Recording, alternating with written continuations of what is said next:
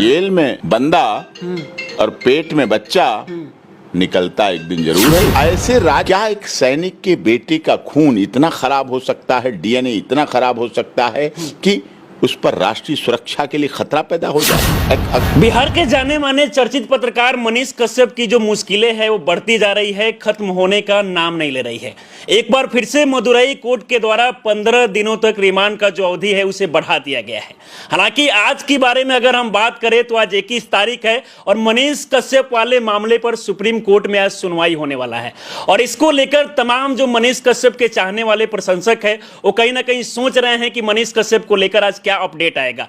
इसी मामले पर बातचीत करने के लिए अभी हमारे साथ सुप्रीम कोर्ट के अधिवक्ता एपी सिंह हैं, जो जाने माने मशहूर वकील है। सबसे पहले सर आपका बहुत बहुत स्वागत है। जी धन्यवाद। अभी जो सर फैसला निकल कर आया है मदुरई कोर्ट से कि मनीष कश्यप को लेकर रिमांड का जो अवधि है उसे 15 दिनों तक बढ़ा दिया गया है, तो आपको क्या लगता है मनीष कश्यप की मुश्किलें बढ़ती जा रही है? अब उससे ये साफ जाहिर पे हो रहा है कि शायद Tamil Nadu police, Madurai police NSA लगाने के बाद से मनीष कश्यप को अपनी मदर कोर्ट जो कि पटना है, बिहार है, वहां जो ट्रांजिट रिमांड लेके गए थे यहाँ से पटना से, अब उनको वापस भेजने के मूड में ऐसा नहीं लग रहा है। अब नहीं लगता है कि वो बिहार जाएंगे, अब लगता है कि तमिलनाडु के ही जेल में रहेंगे। ऐसा लग रहा है, अभी कह नहीं सकते, आज पता चलेगा। आज जब कोर्ट में सुनवाई होगी तो निश्चित तौर पर जब ये सब चीजें सामने आएंगी, उनके काउंटर एफिडेविट में पता चलेगा कि वो क्या है, उन्होंने एनएसए को लेके कितनी तैयारी की है, उन्होंने केस जो हमारे क्लब कराने के लिए हमारी याचिका जो सुप्रीम कोर्ट में है उसके लिए क्या क्या काम किया है, इंटरिम बेल के लिए वो क्या अपोज करते हैं। जैसा कि ओपनिंग में जब ये केस सुना गया तब तमिलनाडु सरकार की तरफ से पेश हुए कपिल सिब्बल जी ने कहा कि इनकी वजह से वहां हत्याएं हुई। बहुत बड़ा आरोप लगाया कि हत्याएं हुई। क्या ये सच है? अब वो प्रूव करेंगे। हमारी क्लब करने की जो पिटीशन है उसमें साफ तौर पर यह था कि जब एक से अधिक एक ही बात को लेकर, एक ही कंटेंट्स को लेकर, एक ही सब्जेक्ट को लेकर, एक ही यूट्यूब को लेकर, एक ही ट्विटर को लेकर, एक ही ट्विटर करने वाला है और भेजने वाला है, तो उसको लेके कितनी भी एफआईआर दर्ज हो जाएं, वो सब एफआईआर एक साथ एक जगह पर इकट्ठी हो जानी चाहिए। आपका ये कहना है। अच्छा, कपिल जी ने जो आरोप लगाया है कि वो उनके वजह से हत्या हुआ है, आप इसे कैसे देखते हैं? हत्या एक पत्रकार की वजह से क्यों होगी? हाँ, पत्रकार ने, मनीष ने जो पूर्वांचल प्रवासी मजदूरों के साथ, मेहनतकश लोगों के साथ, प्रवासी लोगों के साथ अन्य राज्यों में दुर्दशा होती है, उनके जो हालात का मजाक उड़ाया जाता है।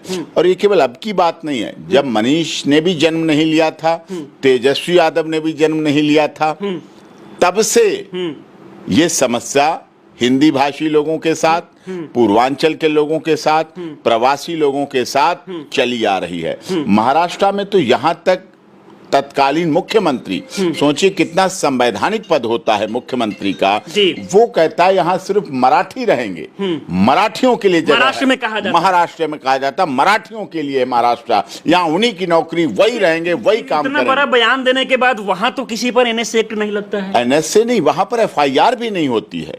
एनएसए एफआईआर छोड़िए, बिहार में भी बिहार के मुख्यमंत्री जो खुद पूर्वांचल, बिहार नहीं, उत्तर प्रदेश, छत्तीसगढ़, झारखंड, आसाम, मणिपुर, मेघालय, मिजोरम, कहीं भी कोई एफआईआर नहीं होती है ऐसा बोलने वाले लोगों के खिलाफ। अब ये मामला जो है सुप्रीम कोर्ट में चला गया। इससे पहले भी सुनवाई हुआ तो उसमें जो है तमाम राज्य में जहां पर मनीष कश्यप पर एफआईआर दर्ज हुआ उनको नोटिस भेजा गया है। और आज एक बार फिर से सुनवाई हो रहा है, तो ये बताइए कि आज किस मैटर को लेकर सुनवाई हुआ? क्या आज जो हमारी याचिका, इसमें अभी क्या याचिका है कि सारे केसों को क्लब कर दिया जाए, सारे तमाम राज्य में जो एफआईआर दर्ज हुआ उसको एक एफआईआर उनको एक कर दिया जाए।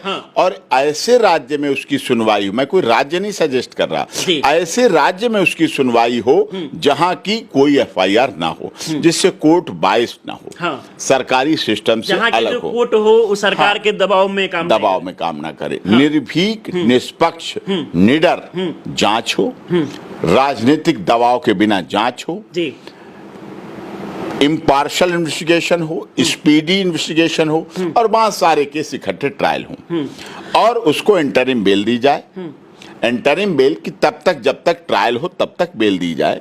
वो परमानेंट रेजिडेंट है, बिहार का रहने वाला, बिहार का नागरिक है, एक सैनिक का बेटा है। क्या एक सैनिक के बेटे का खून इतना खराब हो सकता है, डीएनए इतना खराब हो सकता है कि उस पर राष्ट्रीय सुरक्षा के लिए खतरा पैदा हो जाए? एक सैनिक का बेटा, अगर सैनिक अपनी पत्नी के साथ मिलके क्या एक ऐसे बेटे को पैदा करेगा जो देश की राष्ट्रीय सुरक्षा के लिए खतरा पैदा हो जाए, अपना सीमा पे लड़ता रहे, बहुत बड़ा अपना सीमा पे संघर्ष करता रहे, अपना राष्ट्रीय ध्वज के लिए लड़ता रहे, अपना भारत माता की जय करता रहे, अपना वंदे मातरम के साथ जीता रहे, अपना नमक, नाम और निशान, सैनिक की सबसे बड़ी पहचान होती है वो नमक, नाम और निशान के साथ जीता है। वैसे व्यक्ति क्या उसका नाम, नमक, निशान इतना खराब हो गया? ये वो सैनिक हैं हमारे देश के जो सीमा पर जब शहीद होते हैं ना और उनकी पोस्टमार्टम होते हैं, जब उनके लाके पोस्टमार्टम किए जाते हैं तो सारी गोलियां सीने पर मिलती हैं, पीठ पीछे किसी सैनिक की गोली नहीं आज मिलती। को लेकर सर क्या लगता है, बड़ा फैसला मनीष कश्यप के पक्ष में क्या सुप्रीम कोर्ट से आ सकता है? अभी देखते हैं, अभी इस तरह देखते हैं जी, अभी क्या होगा। अभी काउंटर में देखेगी, ऑनरेबल कोर्ट देखेगी। हाँ, हमारी ऑनरेबल कोर्ट ने भी कह रखा है we are also migrant, we are also migrant. उन्होंने यहाँ तक कहा हम भी माइग्रेंट हैं। हिमाचल से हैं ऑनरेबल जस्टिस, बिहार गए, बिहार से माननीय सर्वोच्च न्यायालय में है वो, तो उन्होंने कहा, लाइटली मूड में कहा था पिछली डेट में, ऐसा नहीं कि कोई सीरियस, कि वी आर माइग्रेंट, हम भी माइग्रेंट हैं और सब माइग्रेंट। कोई कहीं है, आप दिल्ली आए तो क्या माइग्रेंट हो गए? हम अगर पटना जाते हैं तो क्या माइग्रेंट? कहने को माइग्रेंट हैं, लेकिन हमारा अधिकार है। हम आसाम के हाई कोर्ट भी जाते हैं, गुवाहाटी भी जाते हैं, तो तमिलनाडु भी जाते हैं, तो मदुरई भी जाते हैं, तो कोयम्बटूर भी जाते हैं, तो सब जगह जाते हैं। फेडरल है हमारा संघीय ढांचा, यही है। अच्छा, आप तो बहुत दिन से कहीं ना कहीं एडवोकेट है और काफी सारे मामले को देख चुके हैं। आज आपको लगता है कि पॉजिटिव, कुछ आपके नजर से एक पॉजिटिव रिस्पॉन्स आ सकता है कोर्ट? नहीं, देखिए, हमें माननीय अदालत पर भरोसा है, पूरा भरोसा। आपने देखा सुप्रीम कोर्ट में, ऑनरेबल सुप्रीम कोर्ट में 3 दिन किसान आंदोलन चला। मैंने किसानों की तरफ से लड़ा, किसानों की तरफ से लड़ाई लड़ी। पहली बार देश में किसान संगठन सुप्रीम कोर्ट में पहुंचे और वहां 3 दिन बहस चली, लगातार बहस चली। बड़े बड़े वकील सरकार ने हमारे खिलाफ उतारे, लेकिन हमारी जीत हुई। किसान बिल पर स्टे दिया और बाद में मोदी जी ने दरियादिली दिखाई और उन बिलों को रिपील किया, वापस किया।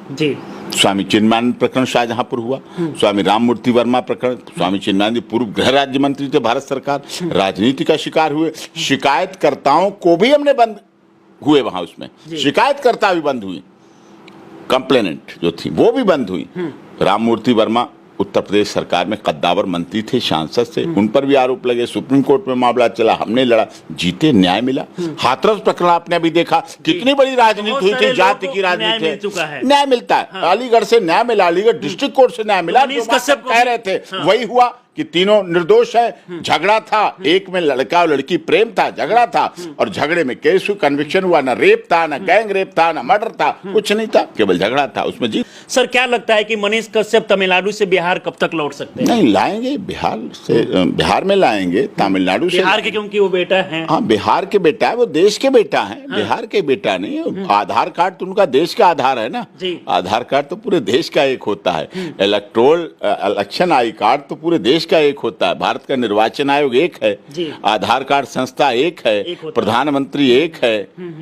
तो ऐसा कोई बात नहीं। हाँ, लालू यादव जी के बिहार की बात जहां तक है, तेजस्वी यादव की जी, उन्हें भी पीछे मुड़ मुड़ के ऐसा नहीं देखना चाहिए, इतना नहीं देखना चाहिए। आप ऊंचे पद पर हैं, आपको ये नाराजगी नहीं होनी चाहिए कौन क्या कह रहा है, क्या कर रहा है। आप तो महान पद पे, आप भाग्यशाली हैं। बहुत कम ऐसे देश में युवा उप मुख्यमंत्री हैं जिनका पिता मुख्यमंत्री रहा, केंद्रीय रेल मंत्री रहा, माता पूज्य माता मुख्यमंत्री रही, छोटा भाई मंत्री, बहन राज्यसभा सदस्य। छोटी बात है क्या? सब राजनीति, तेजस्वी यादव जी, और तेजस्वी यादव जी ऐसे व्यक्ति हैं। और तेजस्वी यादव के पिता ने भी लोकनायक जयप्रकाश की लड़ाई लड़ी। राम मनोहर लोहिया के संपूर्ण क्रांति का नारा आपने देखा जो बिहार से चला, उसमें आंदोलन में रहे। और कितनी बड़ी विडंबना है कि जब मीसा आंदोलन चल रहा था, maintenance internal security act Misa, और उनकी तेजस्वी यादव जी की बहन का जन्म उसी समय हुआ जब लालू यादव जी जेल में थे, जेल में थे, आंदोलन में जेल में थे। उन्हें पता चला मेरे यहाँ बेटी का जन्म हुआ, उन्होंने उसका नाम रख दिया मीसा। वही है मेंटेनल रिकॉर्ड। जब मनीष सरेंडर हुआ तो मनीष कहीं भाग रहा था, कहीं दाढ़ी मुड़वाई थी, कहीं बाल कटवाए थे, कहीं पगड़ी बांधी थी, कहीं कपड़े बदले थे, किसी एयरपोर्ट पे मिला, कहीं नेपाल बॉर्डर पे मिला, कहीं छुप के भाग रहा था, कहीं बेसमेंट से पकड़ा गया, कहीं गाड़ी में छुपा बैठा था, कहीं मुंह रंगीन करके बैठा था, कहीं नहीं। जैसा वो था, जिस रूप में था, जो उसका हुलिया था, उसी रूप में वो पुलिस के सामने सरेंडर हो गया जाके। तो कानून में मानने की विश्वास, गलती थी, लीगल रूप से गलती थी, उसे दिल्ली आना चाहिए था, सुप्रीम कोर्ट आना चाहिए थी। यहाँ से हम लोग जो पिटीशन बाद में लगाई वो पहले लगती, कोई एक्शन नहीं होता। कितने मामलों में आपने देखा, स्वामी रामदेव जी ने कभी क्या क्या कह देते हैं, कभी कोई नेता कुछ कुछ कह देता है, बहुत FIR हो जाती हैं, लेकिन सब इकट्ठी हो जाती हैं और नॉट अरेस्टिंग का ऑर्डर करा लेते हैं कि गिरफ्तार नहीं किया जाएगा। तो ये चीज हो जाती है, वो उसने नहीं की। अब क्यों नहीं की? अति विश्वास की वजह से उसने नहीं की, या इसलिए नहीं की कि बिहार में सरकार हमारी है, हमारे युवा हैं? नहीं, जेल से क्यों नहीं निकलेंगे? जेल में बंदा और पेट में बच्चा निकलता एक दिन जरूर है, ये ध्यान रखो। तो यानी कि अब जेल से निकलेंगे वो? बिल्कुल निकलेंगे, बिल्कुल निकलेंगे, जेल से भी निकलेंगे, बेल भी होगी। होता है, सबके साथ होता है। ऐसे इंदौर में कंप्यूटर बाबा के साथ हुआ था। कांग्रेस में दर्जा प्राप्त मंत्री रहे, भाजपा में भी दर्जा प्राप्त मंत्री रहे, हम पहुंचे, बेल कराई, बाहर हुए, तो उनका भी दुख था, दर्द है। जेल किसी के लिए अच्छी नहीं लगती, केवल जेल एम्प्लॉय लोगों के लिए अच्छी लगती, जो वहाँ एम्प्लॉय है उन्हीं के लिए अच्छी लगती, और किसी बाहर वाले के लिए जेल अच्छी नहीं लगती है, किसी भी सूरत में नहीं होती है। और कानून पर तो भरोसा रखना पड़ेगा। ये तो NSA है, राष्ट्र का। संत रामपाल दास जी बरवाला वाले प्रकरण में 950 लोगों पे देशद्रोह लगा दिया गया। 950 लोगों पे देशद्रोह लगा दिया गया। वो क्या कर रहे थे? काम भी क्या कर रहे थे? मानवता भलाई के काम, दहेज रोकना, जाति पात को हटाना, नशा मुक्त समाज बढ़ाना, हटाना, नशा मुक्त को खत्म कर दे, नशा मुक्त समाज ही बनेगा, सारे नशे खत्म करने हैं, दहेज रहित शादियां करनी हैं, कोई आडंबर नहीं, कोई ड्रामा नहीं, कोई सामाजिक कुप्रथाएं नहीं, समाज को सुधारने का काम, बदलने का काम, सत्य का काम, जीव हमारी जाति है, मानव धर्म हमारा, ये नारा लेके चल रहे थे। 950 लोगों पे FIR रजिस्टर कर दी गई। नेपाल के नागरिक जो आए थे भक्ति करने, उनको देशद्रोही बना दिया गया। बच्चे जो छोटे छोटे नाबालिग बच्चे थे, उन पर देशद्रोह का केस लगा दिया। हम लोगों ने केस लड़ा, बेल हुई, बाहर हुए, बच्चे सिद्ध हुए कि जुवेनाइल हैं। टाइम लगता है, समय लगता है, लेकिन जीत होती है एक दिन। सत्य की जीत होती है। सत्य परेशान हो सकता है, पराजित नहीं हो सकता, जीत होगी। चलिए सर, आप हमारे साथ जुड़े, इतनी अच्छी जानकारी दी, इसके लिए आपको बहुत बहुत धन्यवाद। ठीक है, बाकी हमारे साथ सुप्रीम कोर्ट के जाने माने अधिवक्ता AP सिंह बात कर रहे थे। अगर मनीष कश्यप मामले की अगर हम बात करें तो मदुरई कोर्ट के द्वारा जो है 15 दिनों तक रिमांड का जो प्रक्रिया है इसे बढ़ा दिया गया है। हालांकि आज 21 तारीख है और हर प्रशंसकों का कहीं ना कहीं निगाहें टिका हुआ है कि मनीष कश्यप को लेकर आखिरकार आज क्या फैसला आता है। और आज जो है, आज के बारे में अगर हम बात करें, मनीष कश्यप को लेकर तमाम जो राज्य में FIR दर्ज किया गया है, इन सारे मामले को एक करने को लेकर सुनवाई होनी है। तो ऐसे में ये देखना होगा कि आखिरकार सुप्रीम कोर्ट से जो है क्या कुछ फैसला निकल कर आता है। बाकी आप लोग क्या सोचते हैं, अपनी राय हमें जरूर दें। आप हमारे साथ जुड़े रहें। जय हिंद।